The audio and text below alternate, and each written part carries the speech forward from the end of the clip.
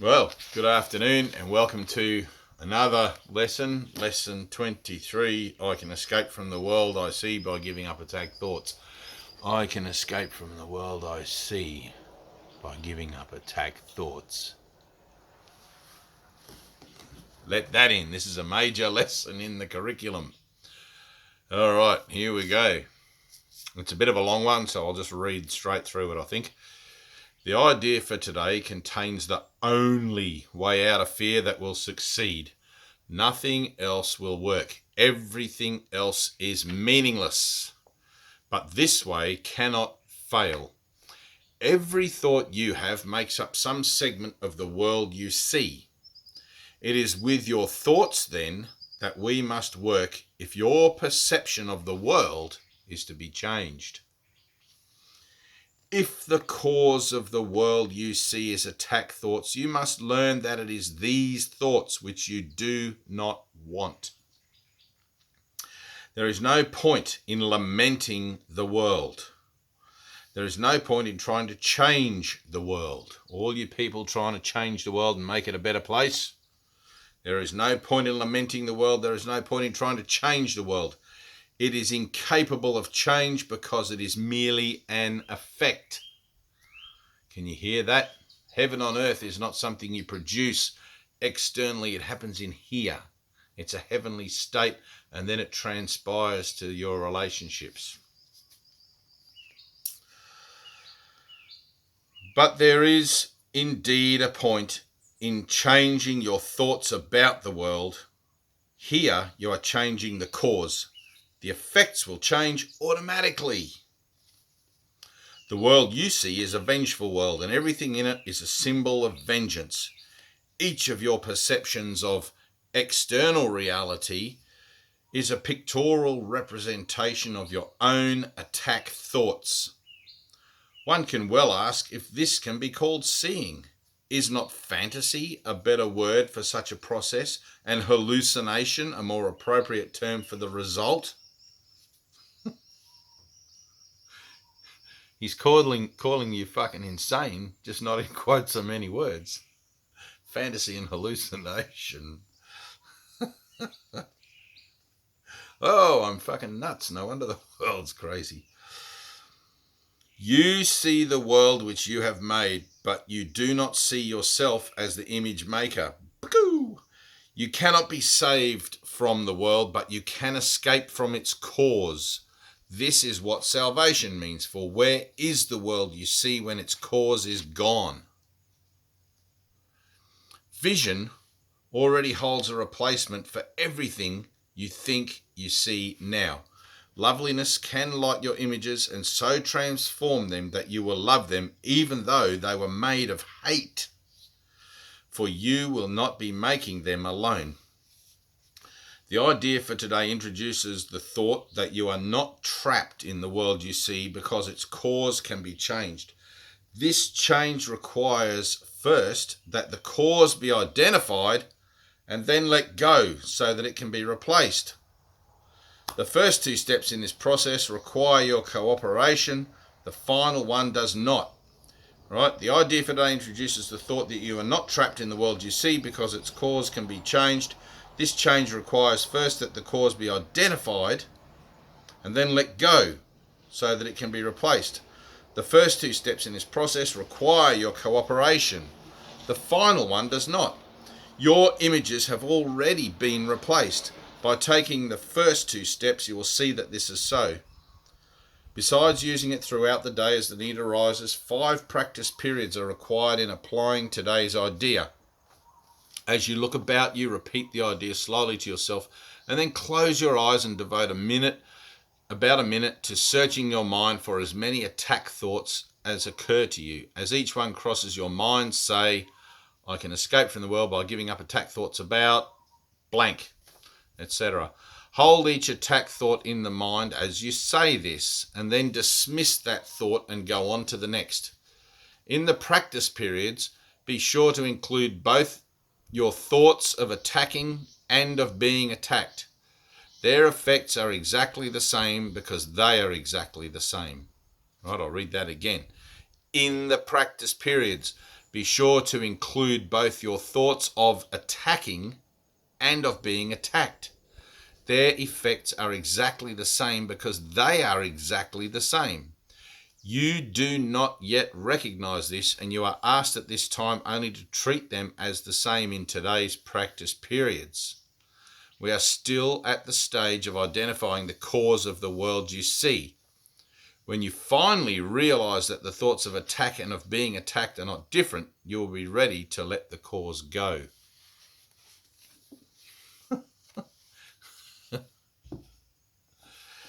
I love this course. It's incredible. Right? It's unlike anything you think you think.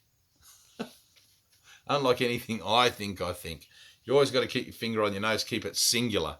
Right? This is a course in going from the dualistic sort of yin-yang, polar opposites kind of way of thinking, where we judge this against that, to a singular altruistic perspective of ourselves, which includes everyone and everything, including the world, the universe, and everything, through the process of training the mind to do so. Right? But it's not like you can just pick this up and do it and just go, right, that's done. It requires effort. It requires study. It requires to be overlearnt, to be learnt. Right? It's one of those things that the experience is the teacher, but the concepts, the principles, through the application and the direction that they offer will show you where the experience is going to be coming from. And it's always going to be internal. At first, you'll notice changes externally in your relationships. You'll say, wow, I applied this lesson and this changed. I did this, and that situation I was worried about, something happened there. I don't know how that could have happened. It must have been a miracle. Things like that. And I get people write to me all the time that tell me, man, I did this lesson and boom, something changed. And you'll find that every time you have a little shift, every time that you apply these principles to your thinking, that will have a ripple effect. It'll have a carry-on effect everywhere and in every circumstance in your life, wherein that relationship foible or that relationship collapse, let's say, carried a similar signature energetically. I hope that makes sense. Everything that you experience in the world as a separative entity, right, carries a signature, carries a package or a load of emotionality with it that you can identify, right? Because you've given it all the meaning that it has anyway. So every time you walk into a new situation, event, or whatever goes on, and you'll meet new people, and you'll be like, oh man, that person's the same sort of person as someone else I used to know, and they've got the same characteristics, they do the same thing, pisses me off the same way, or here's that same situation coming around again in this new job, and how come I keep getting these shit jobs, blah-de-blah-de-blah, right? All of that gets healed. Not just that one situation. It's because you take your mind with you everywhere you go, and you manifest the same situations again, presenting to you the same lesson in love, the same lesson in forgiveness, until you've learned it, right? And each time it seems to be a little bit of a harder hit, the learning of the lesson. It's like the situation, because you're already downtrodden from the last time that you couldn't deal with it and had to quit your job or end that relationship to avoid getting into that emotional package of stuff that you didn't want to look at, right? Which is always going to be whatever I see out there is part of me in here, because I'm one with everything on earth as it is in eternity. Right? I'm not separate from anything I see on the planet, from anything I experience, hear, smell, touch, taste. I'm not separate. There is no such thing as separation. God's will is perfect, as above, so below. Right? It appears to be that we're separate here. It appears to be we can have individual agendas and etc. But if I keep my finger on my own nose and take responsibility 100% for everything that happens to me as the manifesting agent, as the source of my denial of unconditional love, which is the only thing that could possibly ever bring me upset to my peace of mind, then I'll begin to see that I'm not separate from everyone and everything. I'll begin to understand that, man, I was just thinking about that and there it is. Your mind makes up the world you see. The meaning, the form, the shape, everything. The whole lot. Mind, not individual mind, mind. It's one mind waking up. Individual mind experiences only a dream within a greater dream. There's a dream of separation within a dream of salvation, within a dream of a world, of a universe, etc. The world is a place that was made so minds could come to it to learn to make choices, right? In the activity of participating in the reparation of the idea of separation in the mind of God's Son. Right? This is the second part. The world you see around you, the physical plane, doesn't exist. You're not here now. This was made as a proving ground where you can improve the record that you have within your own association on the temporal plane, right? To leave let's say a neutral or a non-footprint here, emotionally, right? And you've got to remember that a lot of people say, well, I like all my good emotions, my happy ones and everything else. But all of that is of the ego. The physical realm is egoic, right? All emotions are of the ego. All of them. Your happy ones, your sad ones, da-da-da-da-da. You don't want any of them. You want what God would have you have. You want what the flow of the universe has in store for you, not what you want to hang on to just some little nice bits and get rid of those bad bits, etc. Right? Totally. When Jesus says, give up the world and follow me, he doesn't mean give up the bits you don't like. He means give up the thing in its entirety, man. It's never going to work.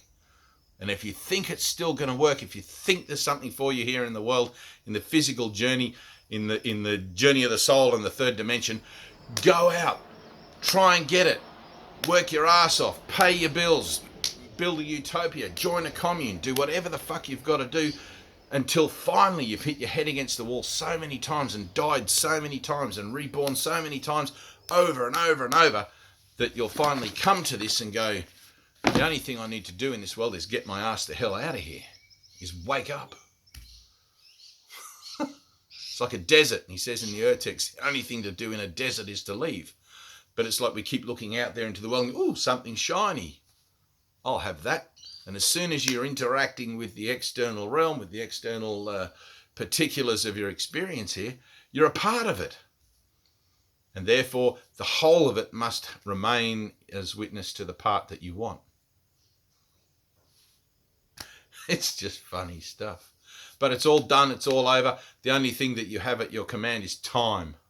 Right? And time's a man-made construct. So that's why you're learning to use time to your advantage through this course, through the principles of forgiveness, etc. Collapsing that time between cause and effect, between the alpha, the omega, and bringing it all together.